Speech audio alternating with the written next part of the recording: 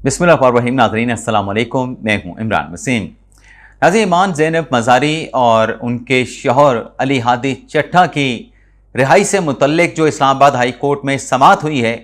इस अदालती कार्रवाई और इस्लामाबाद हाई कोर्ट का फैसला, इस खबर की तफसीलात से अपने प्रोग्राम का आगाज़ करेंगे और इसके बाद हमारे प्रोग्राम की जो दीगर अहम खबरें हैं, जिनकी हेडलाइन, जिनके टाइटल्स थंबनेल पे आप नाज़रीन ने पढ़े हैं, फिर उनकी डिटेल भी आपकी खिदमत में पेश करेंगे। तो व्लॉग का आगाज़ करने से पहले आपसे दरख्वास्त होगी कि चैनल को सब्सक्राइब कर लें, बेल आइकॉन का बटन प्रेस करें, वीडियो पसंद आए तो इसे लाइक और शेयर ज़रूर कीजिएगा। नाज़रीन, ईमान ज़ैनब मज़ारी और हादी अली चट्टा, जिन्हें रियासती इदारों और रियासती इदारों के सरबराहान पर सोशल मीडिया पर इल्ज़ामात लगाने पर NCCI के मुकदमे का सामना करना पड़ा और फिर अल्टीमेटली इस्लामाबाद की अदालत ने दोनों को कन्विक्ट कर दिया। 17 साल की सजा हुई मुख्तलिफ सेक्शंस में और 7 करोड़ 20 लाख रुपए का जुर्माना किया गया। अब इस कन्विक्शन की सजा की सस्पेंशन के लिए ईमान और हादी के वकील ने रजू किया था इस्लामाबाद हाई कोर्ट से,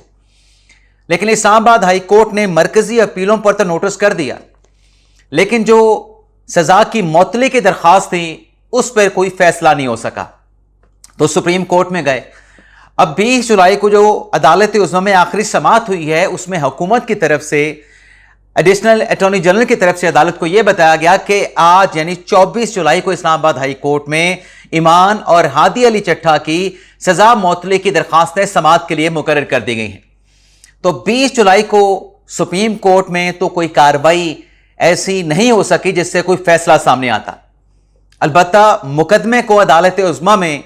दोनों के वकील फैसल सिद्दीकी की दरख्वास्त पे पेंडिंग रखा गया। अब आज इस्लामाबाद हाई कोर्ट में जो समाअत हुई है, जस्टिस आजम खान साहब इस मुकदमे की समाअत कर रहे थे। NCCI की तरफ से एतराज उठाया गया इस अदालती कार्रवाई पे। NCCI की जो प्रोसिक्यूशन टीम थी, उनकी तरफ से कहा गया कि जो CMAs मुल्जमान की तरफ से, मुजरमान की तरफ से दायर की गई हैं, वो कबल वक्त दायर की गई हैं। NCCI की प्रोसिक्यूशन टीम का यह कहना था कि ये मुतफरक दरखास्तें काबिल समाअत नहीं, इनको नाकाबिल समाअत करार दे के खारिज किया जाए। साथ में NCCI के वकील का यह भी कहना था कि सबसे पहले जो इदारे की यानी नेशनल साइबर क्राइम एजेंसी की जो मुतफरक दरखास्त है, पहले उसको सुना जाए, और अगर पहले ईमान और हादी अली चट्टा की CMA को सुना गया तो NCCI के प्रोसिक्यूशन टीम का कहना था कि हमारी मुतफरक दरखास्त गैर मौसर हो जाएगी, जिस पे फैसल सिद्दीकी साहब ने अदालत से कहा कि वो दोनों दरखास्तों पे एक साथ दलाइल देने के लिए तैयार हैं। अगर अदालत मुनासिब समझे तो दोनों दरखास्तें जो उनके मौकलान की तरफ से है और NCCI की तरफ से है, दोनों पर दलाइल का आगाज किया जाए। जज साहब ने, जस्टिस आजम खान साहब ने कहा कि वकला जो है वो तैयारी कर लें और जो मुजरमान की नुमाइंदगी वकील कर रहे हैं, बेहतर होगा कि वो भी तैयारी करें, क्योंकि इससे जो बुनियादी हकूक हैं फैसल सिद्दीकी साहब के मौकलान के, उनके लिए बेहतर है कि आप पूरी तैयारी करके जो है वो केस को आर्गू करें। फैसल सिद्दीकी साहब ने कहा कि मैं अपने मौकलान के बुनियादी हकूक सरेंडर करने के लिए तैयार हूं, लेकिन दलाइल शुरू किया जाए। तो ये दोनों जानिब के दलाइल सुनने के बाद अदालत ने फैसला महफूज किया है इस नुक्ते पे कि कौन सी मुतफरक दरखास्त पहले टेकअप की जाएगी। जो सजा मौतली वाली है उसका फैसला अब तब होगा जब अदालत का आज की अदालती कार्रवाई का महफूज किया गया जो फैसला है वो अनाउंस किया जाएगा। गालिबन अगले हफ्ते यह फैसला इस्लामाबाद हाई कोर्ट की जानिब से जो है वो अनाउंस कर दिया जाएगा। अब नाज़रीन, बात कर लेते हैं एक तीर दो शिकार और सुहेल अफरीदी साहब का घेरा तंग। नाज़रीन, आप जानते हैं कि तहरीक इंसाफ खैबर पख्तूनख्वा की तरफ से 5 अगस्त को एक जलसा आम का ऐलान किया गया है। अब सुहेल अफरीदी साहब का कहना है कि यह जलसा जो पेशावर में होगा इमरान खान साहब की रिहाई के लिए, यह सेमीफाइनल भी होगा और यह फैसला कुन भी होगा, और PTI के तमाम अरकान को बंदे लाने की हदायत जो है वो पार्टी की तरफ से जारी कर दी गई हैं। सुहेल अफरीदी साहब कहते हैं कि हमारा यह जलसा पुरअमन होगा, पुरअमन एहतजाज करेंगे और यही हमारा आखिरी रास्ता है। लेकिन दूसरी जानिब नाज़रीन, दो बड़े अहम मुकदमात सुहेल अफरीदी के खिलाफ, एक जो ऐलान किया गया था कि इमरान खान की रिहाई के लिए रिहाई फोर्स बनाई जाएगी, दूसरा जो केपी गवर्नमेंट ने यह फैसला किया था कि 9 मई का जो मुकदमा है रेडियो पाकिस्तान का और दीगर कुछ और मुकदमात, इनको स्टेट की तरफ से अदालत से विड्रॉ कर लिया जाएगा, यानी वापस ले लिया जाएगा। अब ये जो दो मुकदमात हैं, दोनों के दोनों वफाकी आईनी अदालत में समाअत के लिए मुकर्रर कर दिए गए हैं। एक ही दिन इन दोनों मुकदमात की समाअत होगी। अगर हम बात करें रिहाई फोर्स वाले केस की, तो ये एक वकील है मलिक जहीर अहमद, उनकी तरफ से कहा गया था कि मुल्क का कानून ये इजाजत नहीं देता कि कोई प्राइवेट फोर्स बनाई जाए किसी मुजरम को रिहा करने के लिए। उसमें सुहेल अफरीदी के खिलाफ कार्रवाई की भी बात की गई।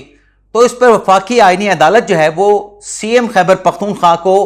बजरिया जो मुतलका तरीकाकार है उसके मुताबिक नोटिस जारी कर चुकी है। तो 29 जुलाई को जस्टिस अमीनुद्दीन खान साहब की सरबराही में वफाकी अदालत में रिहाई फोर्स की तश्कील से मुतल्लिक बड़ी अहम समाअत होने जा रही है। और मुझे शायद क्यों लगता है कि शायद सूबाई हुकूमत या उनका वकील या सुहेल अफरीदी साहब का वकील आके अदालत में यह कह देगा कि रिहाई फोर्स का सिर्फ एक सियासी बयान था, कोई उसका नोटिफिकेशन जारी नहीं किया गया, ना कोई सियासी जमात ऐसी कोई फोर्स चाहे बना सकते हैं। मुझे लगता है कि ऐसा कोई जवाब दिया जाएगा कि जिससे ये कार्रवाई का सामना जो सुहेल अफरीदी साहब को करना पड़ रहा है, ये कार्रवाई जो है वो ड्रॉप हो जाए। दूसरा जो केस है, जो सूबाई काबीना ने फैसला किया था कि हम 9 मई के मुकदमात वापस लेंगे, जिस पे रेडियो पाकिस्तान, क्योंकि वहां पे जलाओ घिराव का वाकया पेश आया था, पूरी इमारत रेडियो पाकिस्तान की जल के खाकसर हो गई थी, तो रेडियो पाकिस्तान ने वफाकी हुकूमत से बजरिया वकील रजू किया वफाकी आईनी अदालत से, जिसमें यह कहा गया कि चूंकि सूबाई हुकूमत मुतासरा फरीक भी है, वज़ीर आला की एक वीडियो भी आई थी सुहेल अफरीदी साहब की, तो लिहाजा ये जो केस है जिसे हुकूमत वापस लेना चाहती है, काबीना की सतह पे जो है वो एक डिसीजन भी ले लिया गया है, तो 9 मई के इन मुकदमात को किसी दूसरे सूबे में मुंतकिल किया जाए। और सूबे में मुंतकिल करने से पहले वफाक की जो सूबाई हुकूमत है उससे अदालत में ऐसी कोई एप्लीकेशन देने से भी रोका जाए। तो आईनी अदालत ने इस पर हुक्म इम्तना जारी किया था। अब वो हुक्म इम्तना अपनी जगह पे बरकरार है, लेकिन मुकदमा जो है वो 29 जुलाई को अमीनुद्दीन खान साहब के बेंच में वफाकी आईनी अदालत के सामने जो है वो समाअत के लिए मुकर्रर कर दिया गया है। एक ही दिन में 29 जुलाई को आईनी अदालत में दो बड़े अहम मुकदमात जो कि सुहेल अफरीदी साहब से मुतलका हैं, उनके फैसलों से मुतलका हैं, उनकी हुकूमत, उनकी पार्टी से मुतलका हैं, ये फिक्स कर दिए गए हैं। देखते हैं इस केस की क्या समाअत होती है 29 जुलाई को। इसके अलावा नाजरीन, आज वज़ीर आज़म शहबाज शरीफ साहब ने 3 स्टार फौजी अफीसर जनरल आमिर रजा को तरक्की दी है। उन्हें 4 स्टार जो है वो जनरल यानी लेफ्टिनेंट जनरल बना दिया गया है। और ये जो आमिर रजा साहब हैं जो कि अब लेफ्टिनेंट जनरल बने हैं, जैसे मैंने कहा कि प्राइम मिनिस्टर ने इस तरक्की की मंजूरी दी है, उन्हें तरक्की के साथ साथ जो है एक अहम ओहदा, एक अहम जिम्मेदारी भी वज़ीर आज़म शहबाज शरीफ साहब ने तफवीज़ कर दी है। और वो जिम्मेदारी नाज़रीन है कि जनरल आमिर रजा साहब को कमांडर नेशनल स्ट्रेटेजिक कमांड जो है मुकर्रर कर दिया गया है। अब सवाल कुछ दोस्त पूछ सकते हैं कि लेफ्टिनेंट जनरल के ओहदे पे तरक्की पाने वाले ये जनरल आमिर रजा साहब कौन हैं? नाजरीन, जनरल आमिर रजा साहब जो हैं